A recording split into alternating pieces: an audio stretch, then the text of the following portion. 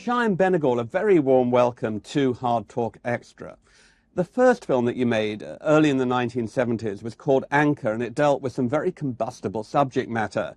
It was about an untouchable having a relationship with a westernized man. Why did you choose that issue? Well, that was one of the aspects. But the main thing, of course, that was interesting to me was the way India was changing from a feudal, what was essentially the feudal character of Indian society, and that was changing post-independence to the kind of society we were wanting to create, which was industrialization on one level, the creation of the middle class on the second level, and thirdly, the disappearance of feudal values, which were really very oppressive.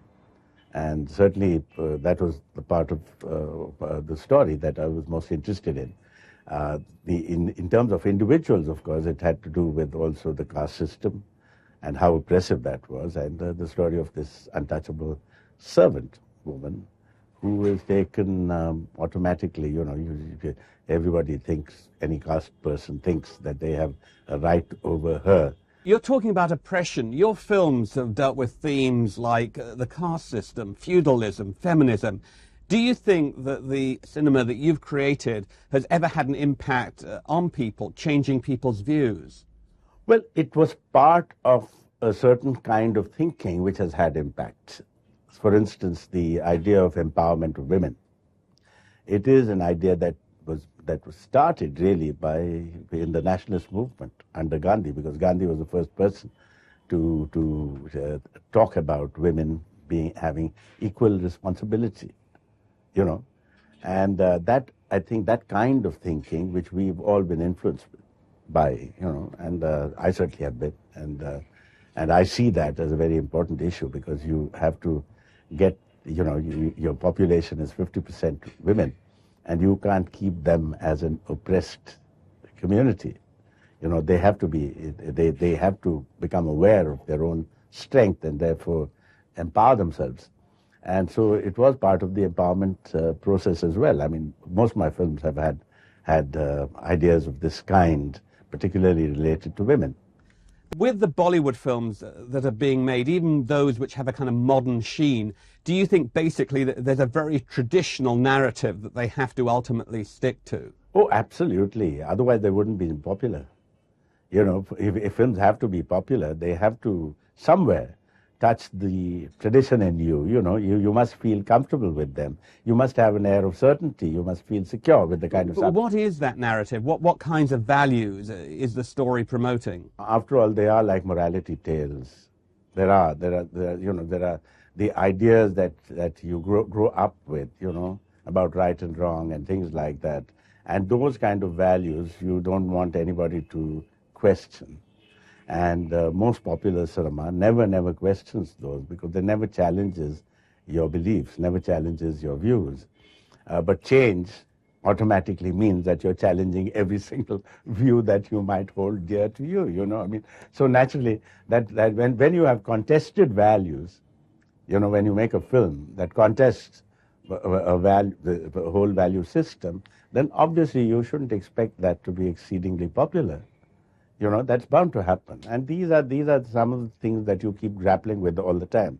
Because you look at, this is where the whole business of tradition, modernity, all these various ideas, particularly in old societies like India, where you have so much that is of tradition, and some of it has a great deal of worth even today.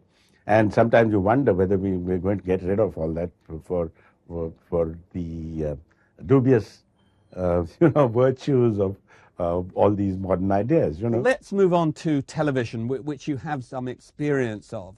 What do the images on Indian television tell us about the culture, tell us about Indians? Well, that is the most fascinating thing, but that's why the subject that I want to make a film on, because, if you look at Indian village in these globalized times, because, with television media that is throwing images of high urban character, high urban metropolitan character.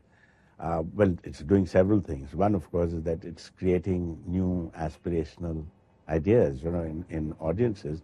and also aspirations that go beyond their own environment, because what in their environment they don't see. How can they aspire for something that doesn't simply exist in their own environment?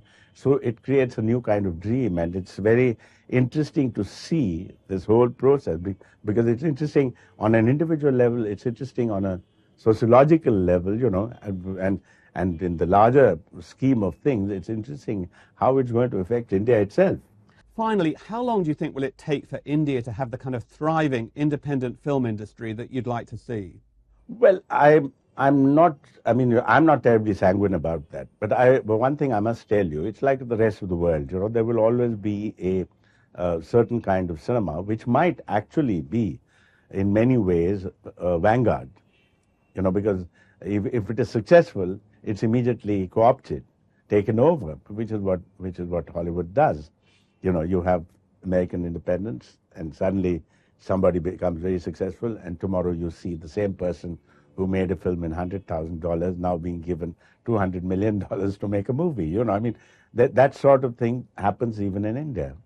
So that's bound to happen. So I would see this as being a kind of effort around the fringes of the mainstream, but a very important fringe, because this is where the evolution takes place. It's as against the status quo that markets tend to force onto any products, because success is the mantra, so everything has to be successful.